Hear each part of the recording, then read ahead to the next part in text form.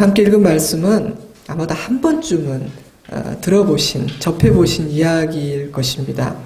여러모로 흥미롭고 묵상할 거리도 많기 때문에 작정하고 한 절 한 절을 풀어내려고 한다면은 단 한 번의 설교로는 좀 부족하다는 느낌이 드는 그런 말씀이죠. 네, 여러분은 이 이야기에서 어떤 부분이 눈에 들어오십니까? 어떤 부분을 주목하게 되시나요?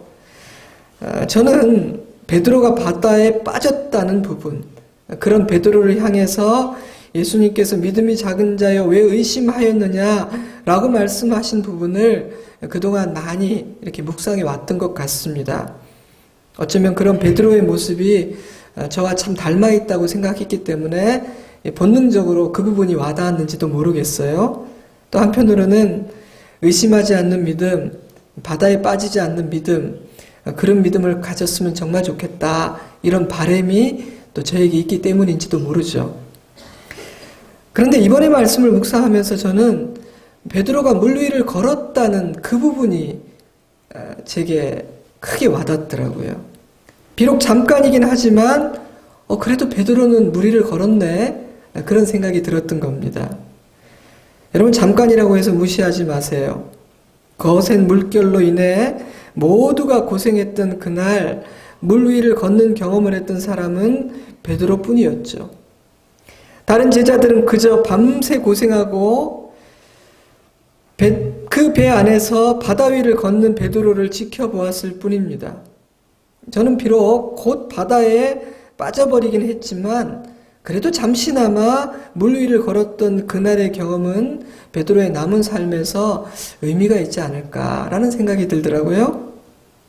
끝까지 믿음으로 행하지 못해 바다에 빠져버린 것은 아쉽기는 하지만 그래도 잠깐이나마 물 위를 걸었다는 사실은 가볍게 그냥 넘길 일이 아닌 것 같습니다. 그렇게 잠시만이라도 하나님께서 행하시는 기적적인 일들을 경험해보지 못한 사람이 훨씬 더 많을 테니까요. 오늘 본문 바로 앞에는 예수님께서 떡 5개와 물고기 2마리로 여자와 어린아이를 제외하고도 5,000명이나 되는 많은 사람들을 먹이신 오병이어의 기적이 기록되어 있습니다. 제자들은 현장에서 그 모든 기적들을 직접 체험했으니 예수님은 이 사건이 있기 전에 제자들에게 이미 믿음의 근거를 주신 것이죠. 그래서 믿음이 적은 자여 말씀하실 수 있었던 것이 아닌가 싶습니다. 너희는 내가 행한 놀라운 일들을 가장 가까이에서 직접 체험하고서도 내가 누군지 모르는 거냐? 나를 그렇게 믿지 못하겠어? 말씀하신 것입니다. 사랑하는 성도 여러분, 예수님께서 우리에게 믿음을 요구하실 때에는 이미 우리에게 믿음의 근거를 주셨다는 사실을 기억해야 합니다. 여러분의 지난 날을 돌아보세요. 듣고 배웠던 말씀들을 떠올려 보십시오. 우리가 잠시 잊고 있을 뿐 하나님은 이미 우리에게 하나님을 믿고 의지할 수 있는 믿음의 근거와 기초들을 주셨을 것입니다. 반드시 우리의 삶에는 하나님께서 행하신 일들이 있고 하나님께서 주신 말씀이 있을 거예요.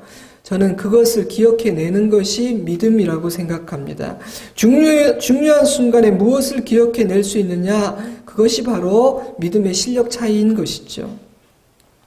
오늘 사건은 이 오병이어의 기적이 있은 다음 이어지는 사건입니다. 21절, 먹은 사람은 여자와 어린 나이 외에 5,000명이나 되었더라. 예수께서 즉시 제자들을 재촉하사 자기가 무리를 보내는 동안에 배를 타고 앞서 건너편으로 가게 하시고, 이 재촉하사, 아랑카조라는 단어는 억지로 시키는 것, 그러니까 강제로 하게 하는 걸 뜻하죠. 때문에 제자들에게는 예수님을 두고 먼저 이렇게 건너편으로 가고 싶은 마음이 별로 없었는데 예수님께서 그들을 막 재촉해서 강제로 너희들은 먼저 가 있어라 이렇게 보냈다는 뉘앙스가 강합니다. 왜 그리 하셨을까요? 한 가지 이유는 아닌 것 같아요. 성경을 토대로 또한 제 경험을 토대로 말씀드리자면 하나님께서 어떤 일을 행하시거나 허락하실 때 하나님은 멀리 보시고 깊고 넓게 보시기 때문에 단 한 가지 이유가 아니라 굉장히 여러 가지 그 일을 통해 이루고자 하시는 하나님의 뜻과 계획이 있는 것 같습니다. 하지만 시야가 좁고 어리석은 우리는 어떤 사건이 일어나는 그 순간에는 그런 것들을 허락하시는 하나님의 의중을 다각적으로 입체적으로 이해하지는 못하죠. 하지만 시간의 흐름 속에서 조금씩 깊고 오묘한 하나님의 지혜를 발견하고 깨닫게 됩니다.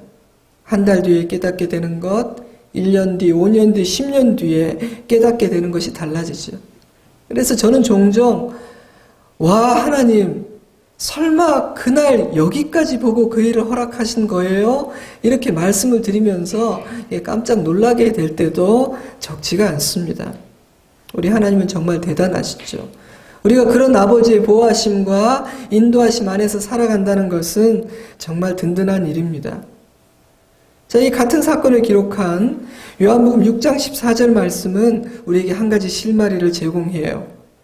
그 사람들이 예수께서 행하신 이 표적을 보고 말하되 이는 참으로 세상에 오실 그 선지자라 하더라. 그러므로 예수께서 그들이 와서 자기를 억지로 붙들어 임금으로 삼고자 하는 줄 아시고 다시 혼자 산으로 떠나가시니라. 기적을 체험해서 흥분한 이 군중들은 예수님을 왕으로 삼으려고 했습니다. 그러나 예수님은 그런 식으로 왕이 될 수 있는 분이 아니죠. 십자가에 죽으시고 사흘 만에 부활하시고 승천하심으로 죄와 사망 권세를 이기시고 왕으로 높임을 받으실 겁니다. 하지만 무지한 군중들은 그러한 하나님의 뜻을 이해하지 못했어요. 저는 다수결, 투표, 참 이런 것이 하나의 안전장치이기도 하면서도 한편으로 어리석은 인간들에게는 참 위험한 장치 같다는 생각을 자주 합니다. 하나님의 말씀과 하나님의 뜻을 진지하게 고민하는 것이 아니라 일시적인 흥분, 인간의 어리석음, 여론 조작, 거짓 이런 것들이 다수의 마음을 사로잡기도 하니까요. 군중들뿐만이 아니었어요. 군중들이 예수의 이름을 연호하고 예수를 왕으로 삼고자 한다면 제자들도 같이 흥분할 가능성이 많았기 때문에 예수님은 제자들을 보내셨습니다. 이 무리들은 내가 알아서 처리할 테니 너희들은 먼저 건너편으로 가 있거라. 또 다른 이유는 마태가 기록한 그대로 조용히 기도하시기 위해서였을 거예요. 14장 23절 무리를 보내신 후 기도하러 따로 산에 올라가시니라. 저물매 거기 혼자 계시더니 예수님은 홀로 하나님과 만나는 시간을 굉장히 중요하게 여기셨죠. 큰 사역을 하신 후 사람들이 자신을 주목할 때면 더 도망을 가셨습니다. 예수님은 대중 집회를 많이 하기도 하셨지만 본질적으로 은둔 사역자에 가깝지 않은가 그런 마음을 갖고 계시지 않은가 하는 생각이 들어요. 그날도 예수님은 흥분하는 군중들과 제자들을 흩어버리시고 조용히 기도하러 산에 오르셨습니다. 저는 흥분해 있는 군중들과 제자들에게 찬물을 확 끼얹으시는 것 같다는 느낌도 들었고요. 왜냐하면 막 지금 흥분해서 뭐 하려고 그러는데 흩어졌으니까. 많은 사람들을 위해 가르치고 사역하기도 하셨지만 언제나 사람들의 칭송과 인정으로부터 거리를 두고 홀로 하나님 앞에서 기도하시는 모습을 통해 우리에게 모범을 보이고 계신다는 생각도 듭니다. 자, 그런데 이어지는 상황을 보면 또 다른 이유도 있는 것 같아요. 예수님은 제자들에게 자신이 누구인지를 다시 한번 계시하시고 또 이 제자들을 훈련시키시기 위해서 제자들을 먼저 보내셨다는 것이죠. 제자들을 바다 건너편으로 보내실 때 저에게는 굉장히 재밌는 생각이 들었습니다. 여러분도 이 본문 보면서 그런 생각 해보셨는지 모르겠는데 제 같은 생각은 아니 무리도 다 보내시고 제자들도 보내시면 예수님은 어떻게 건너가려고 배도 없고 아무 사람이 없는데 어떻게 건너가려고 저렇게 보내셨지? 야 7시간 뒤에 다시 데리러 와? 아, 너 번거롭게 뭐하러 왔다 갔다 하게 하나? 그냥 그 근처에 있게 한 다음에 같이 가자 이러시면 될 텐데 어떻게 하려고 그러셨지? 라는 재밌는 생각이 들었습니다. 그러다가 또 들었던 생각은 참 내가 별 쓸데없는 걱정을 다 하고 있네 하는 생각이 들었어요.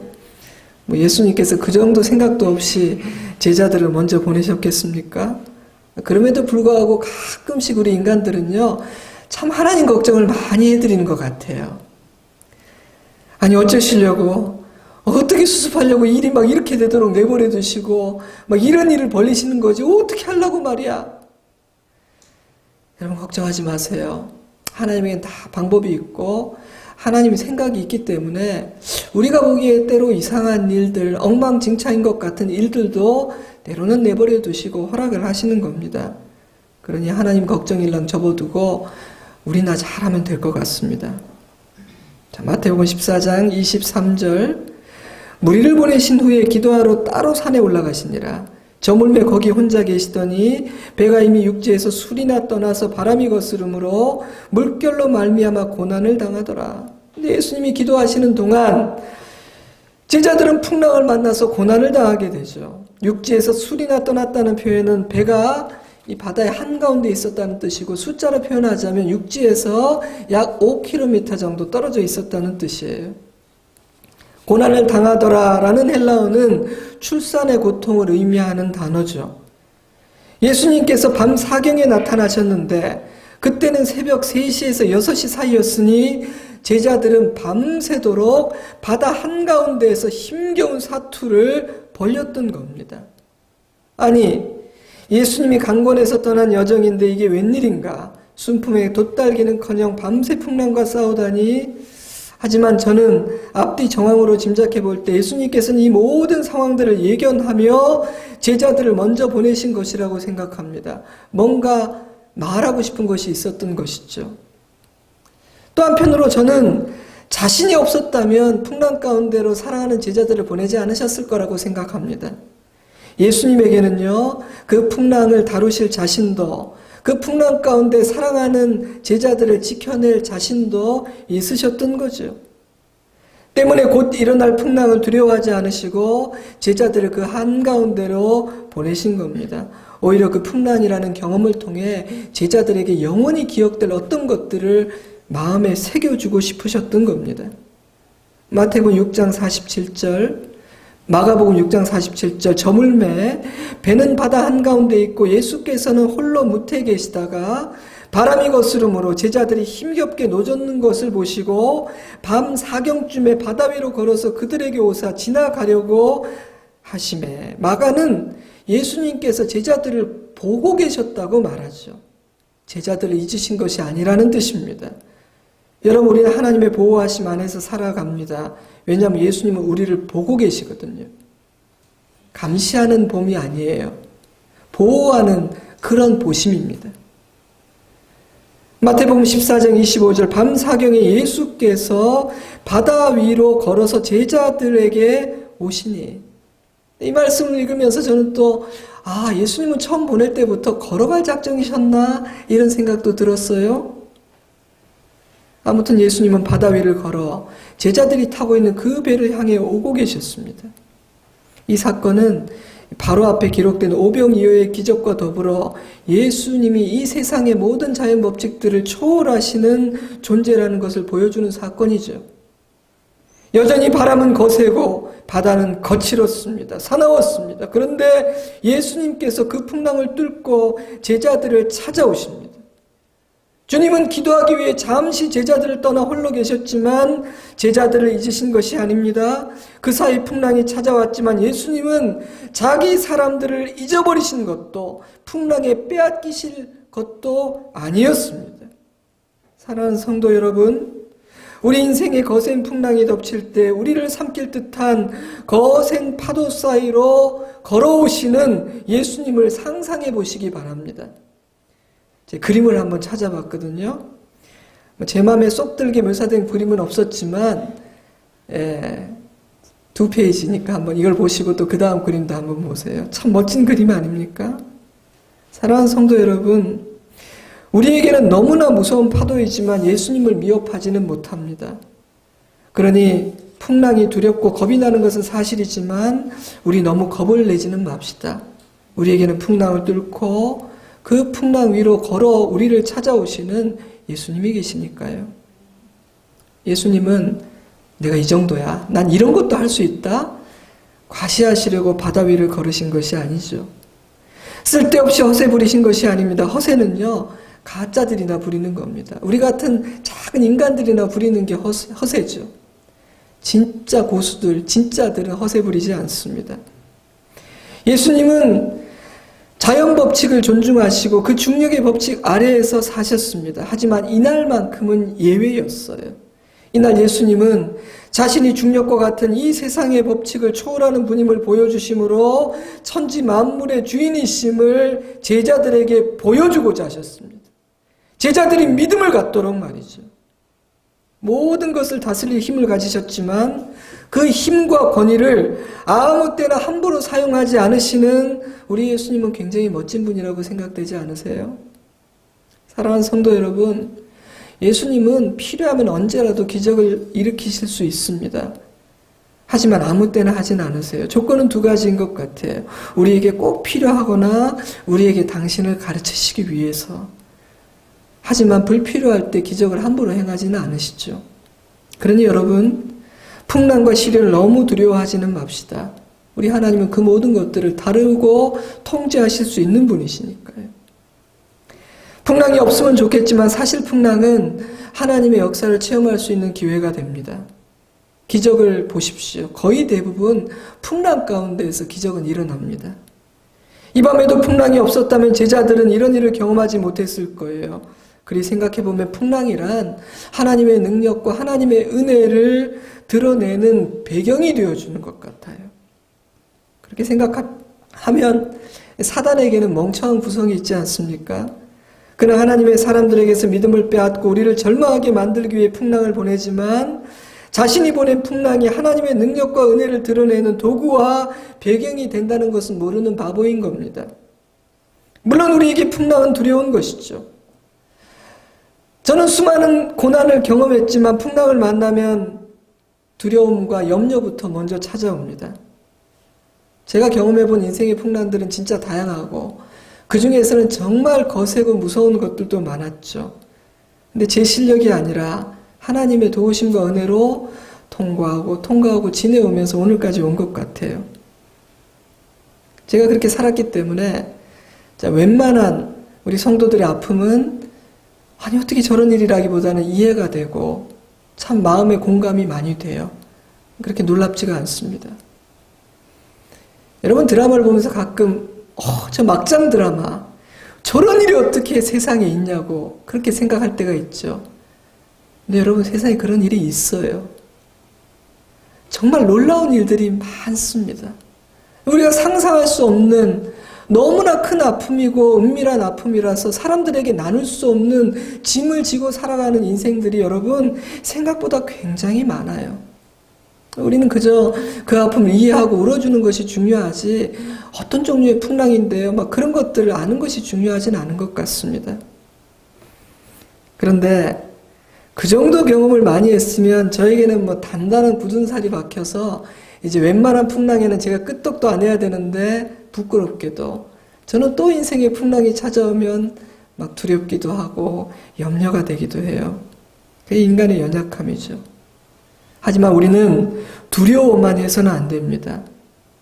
우리는 그 풍랑을 배경으로 삼아 이루실 하나님의 놀라운 역사를 기대하고 또한 소망해야 합니다.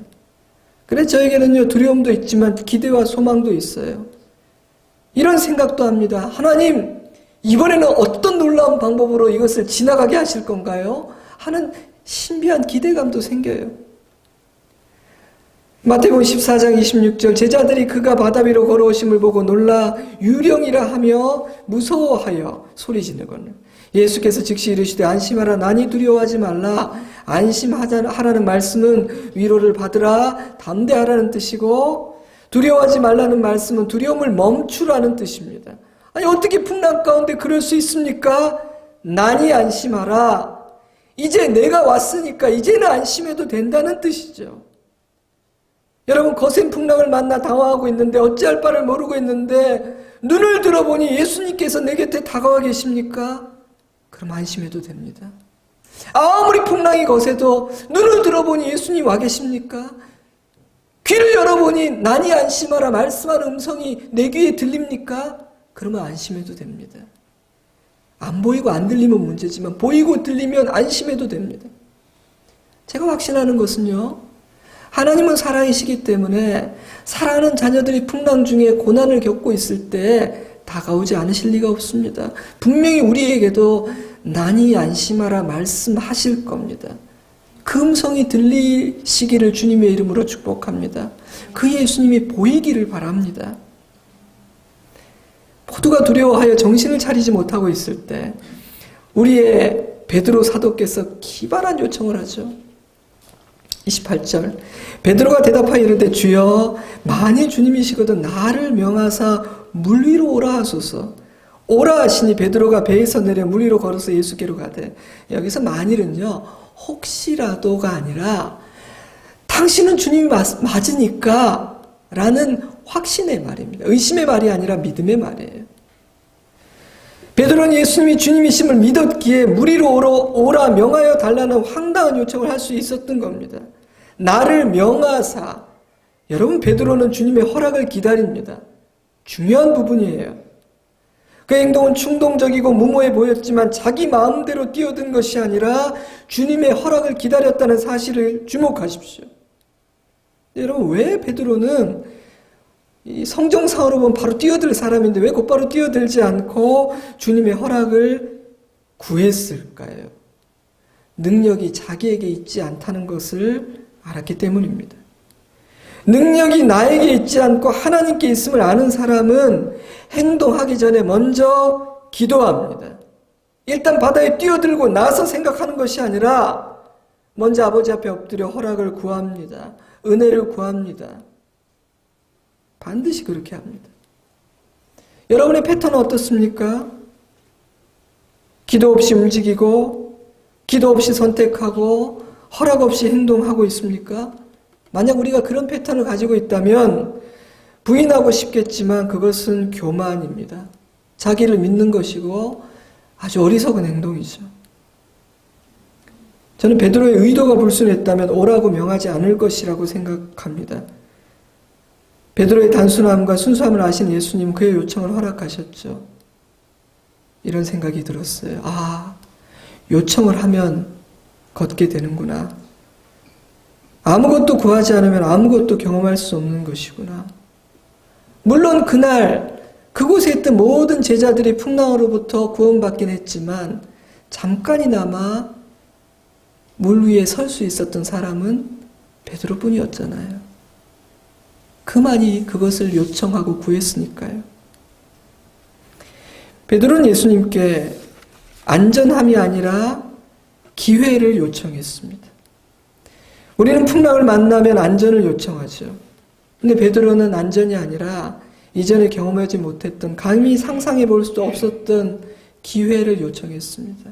당신이 주님이심을 내가 믿기에 나도 당신처럼 그 물 위에 설 수 있다고 제가 믿거든요. 이렇게 말이죠.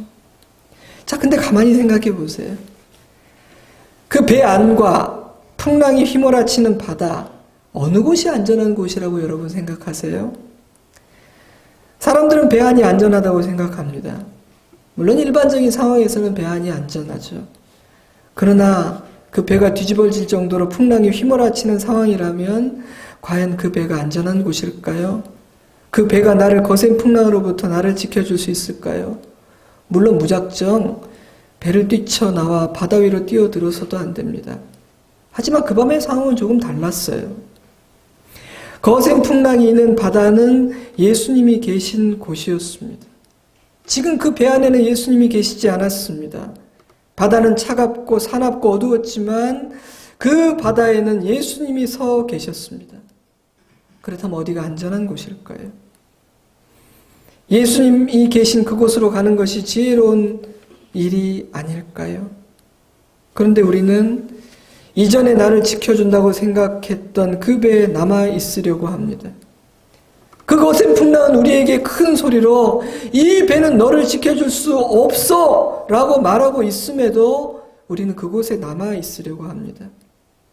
그리 생각해보면요, 풍랑은 우리의 시각과 관점을 바꾸어주고 키워주는 도구가 되기도 하는 것 같아요. 그래서 그 풍랑을 잘 통과해내면 우리는 많은 것을 배울 수가 있죠. 조금 깊어지고 이전과는 다른 관점을 가지게 됩니다. 그렇게 생각해 보니까요, 베드로는 그저 물 위를 한번 걸어보고 싶었던 건 아닌 것 같다는 생각이 들었습니다. 그가 원했던 것은 서커스가 아니라 그가 원했던 것은 사랑하는 예수님께 가까이 가고 싶었던 거예요. 예수님이 계신 곳으로 가고 싶었던 거예요. 무서운 바다지만 예수님이 계신 곳으로. 사랑하는 성도 여러분, 예수님께 은혜를 구하십시오. 필요하다면 기적을 요청하세요. 나와 함께 해주시고 나로 하나님의 놀라운 일들을 경험하게 해달라고 요청하십시오. 그리고 예수님께서 오라고 허락하신다면 예수님께 시선을 두고 배에서 나와 풍랑이 있는 그 바다로 한 걸음을 옮겨보십시오. 저는 제 자신이 조금 걷다가 빠지게 될까봐 무서워서 시도조차 하지 않는 자가 되지 않기를 기도합니다. 믿음이란 설사 잠시 걷다가 두려워서 다시 빠지게 된다 할지라도 주님을 바라보고 발을 내디디는 것입니다. 믿음이란 바다를 보지 않고 그리스도를 바라보며 오라 말씀하시는 그 아버지의 음성에 순종하는 것입니다. 믿음은 순종입니다. 이사야 43장 2절 내가 물 가운데로 지날 때 내가 너와 함께 할 것이라 강을 건널 때 물이 너를 침몰하지 못할 것이며 내가 불 가운데로 지날 때 타지도 아니할 것이요 불꽃이 너를 사르지도 못하리니 물도 불도 우리를 하나님의 허락 없이 삼킬 수는 없다고 약속하셨습니다. 다니엘서 3장 17절 왕이여 우리가 섬기는 하나님이 계시다면 우리를 맹렬히 타는 풀무불 가운데서 능히 건져내시겠고 왕의 손에서도 건져내시리이다. 그렇게 하지 아니하실지라도 왕이여 우리가 왕의 신들을 섬기지도 아니하고 왕이 세우신 금신상에게 절하지도 아니할 줄을 아옵소서. 베드로는 무리를 걸었지만 다니엘의 세 친구는 불을 이겨냈습니다. 하나님께서 그 타오르는 불이 사랑하는 아들들을 삼키는 것을 허락하지 않으셨으니까요.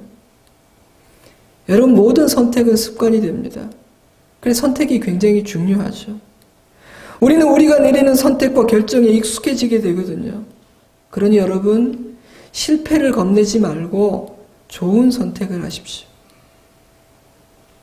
좋은 선택은 하나님 안에서 반드시 좋은 결과를 만들어냅니다. 베드로는 좋은 선택을 했습니다. 놀라운 믿음의 요청을 했죠. 그런데 끝까지 흔들리지 않았다면 더 좋았을 텐데 그는 흔들리고 말았습니다. 마태복음 14장 30절 바람을 보고 무서워 빠져가는지라 소리 질러 이르되 주여 나를 구원하소서 하니 참 재밌는 표현이죠. 왜냐하면 바람은 안 보이는 거거든요. 근데 그 바람을 보았어요.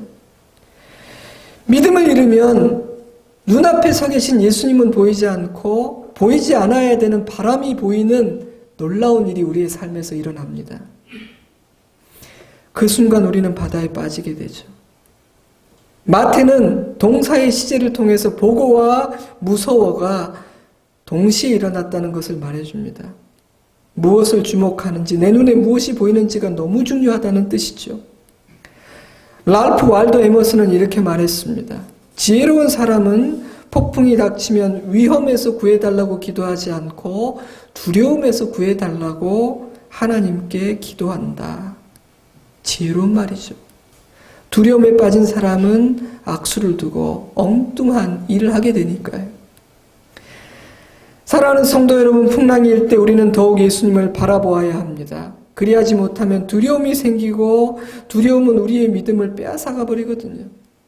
처음에는 풍랑보다 예수님이 더 커 보였는데 어느 순간 풍랑이 예수님보다 더 크고 강해 보이는 일이 일어납니다. 그것이 베드로에게 일어났던 일이죠. 하지만 베드로는 그 순간 주여 나를 구원하소서 주님의 도움을 요청했습니다. 잘한 일입니다. 우리는 믿음으로 출발했다가 어느 순간 두려움에 빠질 수 있습니다. 그런 자신을 바라보며 너무 자책하고 지나치게 좌절하지 마세요. 그보다는 다시 주님께 도움을 요청하십시오. 그때 어떤 일이 일어납니까? 31절 예수께서 즉시 손을 내밀어 그를 붙잡으시며 이르시되 믿음이 작은 자여 왜 의심하였느냐 하시고 배에 함께 오름에 바람이 그치느니라. 즉시 손을 내밀어 그를 붙잡으시며 너무나 감동적이고 은혜로운 말씀이죠. 이 감동적인 장면을 제가 또 그림을 하나를 또 준비를 해보았습니다. 멋진 그림이죠. 저는 이 표현에서요 우리를 향한 하나님의 따뜻한 관심과 사랑을 느낍니다. 여러분, 우리가 주님의 이름을 부르면 손을 내밀어 우리를 잡아주십니다. 우리가 비상하고 급박하고 위험한 시점에 있으면 주님도 비상하고 급박하고 즉시 우리의 손을 잡아주십니다. 근데 만약에 그렇게 급히 해주지 않으신다면 내가 보기엔 급한 것 같은데 그리 급한 상황이 아닌가 보다 이렇게 믿으면 됩니다. 믿음이 적은 자에 왜 의심하였느냐, 이 말은 제게는 책망이라기보다는 좀 아쉬움과 안타까움으로 느껴져요. 끝까지 나를 보지. 아니 어떻게 너는 보이지도 않는 그 바람을 보게 되었냐. 끝까지 나를 보았으면 좋았을 텐데 하는 아쉬움이에요. 예수님은 베드로를 건져주셨습니다. 단지 베드로만 건지심으로 끝나지 않았죠.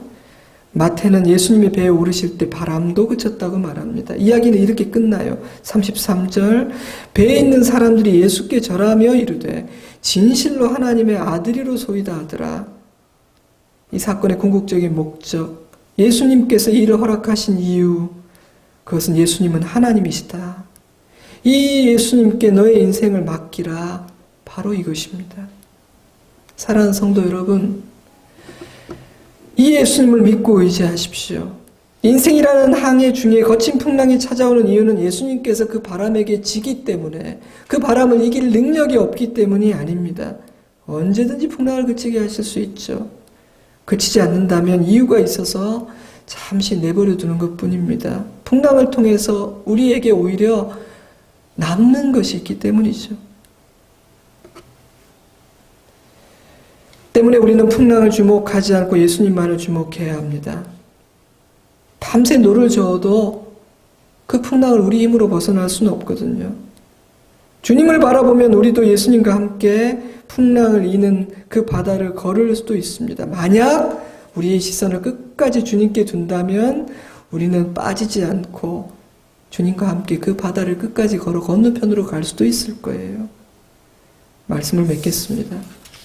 오늘 우리는 베드로가 빠졌다는 사실이 아니라 비록 잠깐이긴 했지만 풍랑이 있는 바다 위에 서보았다, 걸어보았다는 사실을 주목했습니다.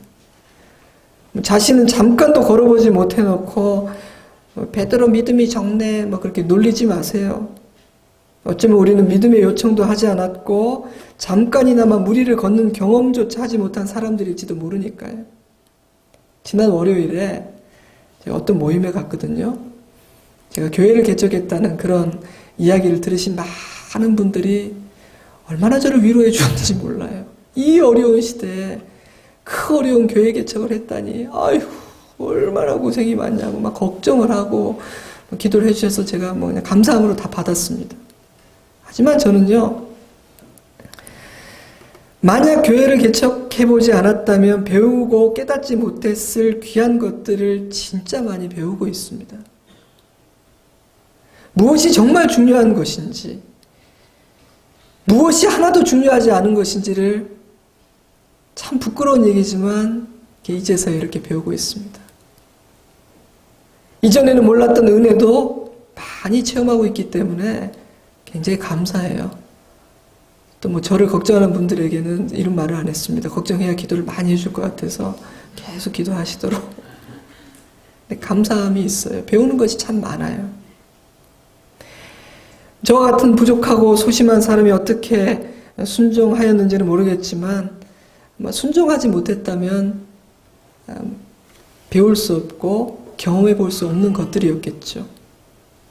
베드로는요, 요청하고 시도했기 때문에 풍랑이 있는 바다 위를 걸을 수 있었습니다. 물론 베드로는 바람을 보고 무서워하여 바다에 빠졌죠. 그 인터벌이 얼마나 되는지는 저도 모릅니다. 잠깐 섰다가 바로 빠졌는지 몇 걸음을 걸어 보았는지는 몰라요. 만약 그 부분만 주목해서 본다면 베드로는 이 밤의 실패자입니다. 그리고 아예 시도도 안 한 배에 있는 사람은 실패자가 아닌 것처럼 느껴지기도 하죠. 사실 베드로는 그 뒤에 더 큰 실패를 경험하죠. 예수님 3번 부인하고 그토록 사랑하는 주님을 버려두고 도망가죠. 실패자입니다. 그러나 예수님은 실패자인 베드로를 사명자로 만드시죠.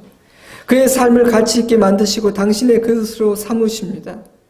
십자가, 부활, 승천, 오순절, 성림, 강림 모든 것을 경험하고 새롭게 된 베드로에게 지난날의 경험들은 의미가 있었을 겁니다. 잠깐이지만 걸어보았기 때문에 다음에는 좀 더 오래 걸을 수 있을 겁니다.